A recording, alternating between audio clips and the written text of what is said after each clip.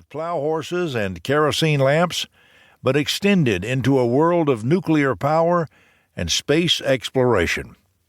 For Alvin York, wherever he was and whatever his circumstances, Jesus was there to comfort, guide, and point the way.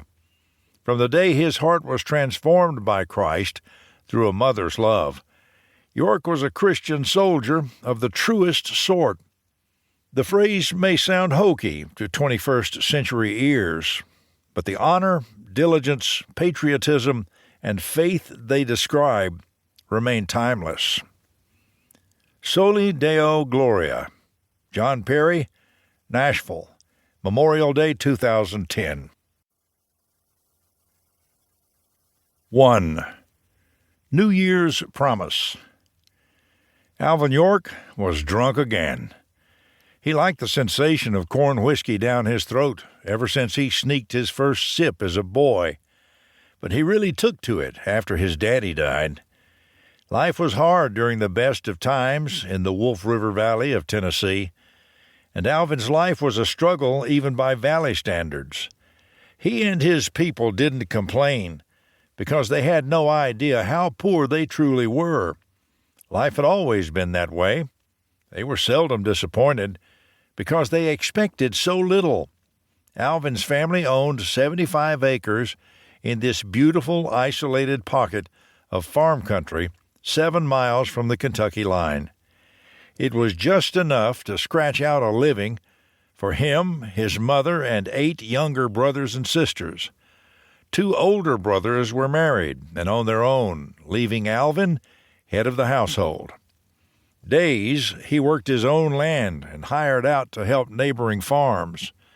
Nights he spent at his father's smithy, where he could earn another 50 cents after it was too dark to plow.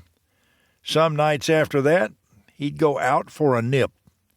Folks called him Biggin, and everything he did in a big way.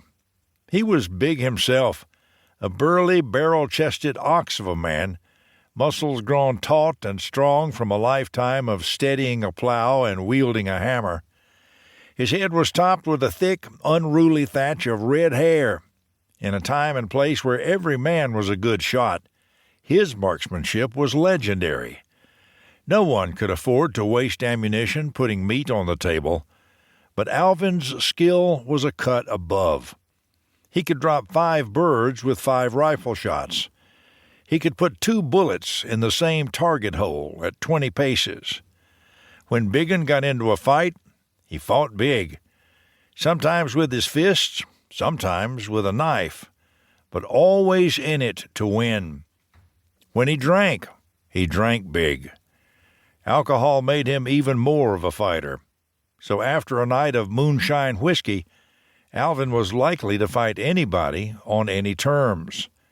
Like the other men thereabouts, Alvin did his drinking at one of the Blind Tigers near the settlements of Static and Bald Rock. A Blind Tiger was a ramshackle bar straddling the state line, with a white stripe painted down the middle of the floor. Kentucky was on one side of the room and Tennessee on the other. Kentucky residents went into Tennessee to drink and vice versa.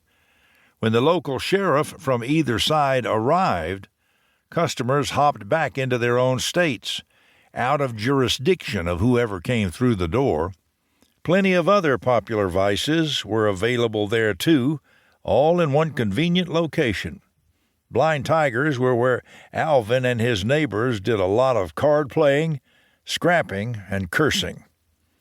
His father would have been disappointed, but not surprised. Alvin had been a handful even as a boy. He hadn't gotten any milder by the time his father lost his life, when Alvin was in his 20s. William York died late in 1911, likely from pneumonia after a mule he was shoeing kicked him in the chest. That loss seemed to make Biggin even more boisterous and disruptive. He'd shoot a neighbor's chicken off the fence on his way home from a night of carousing. He made a ruckus outside the Methodist church in the middle of a Sunday service. He got in trouble with the law for fighting and for selling guns somebody said were stolen, though Alvin said they weren't.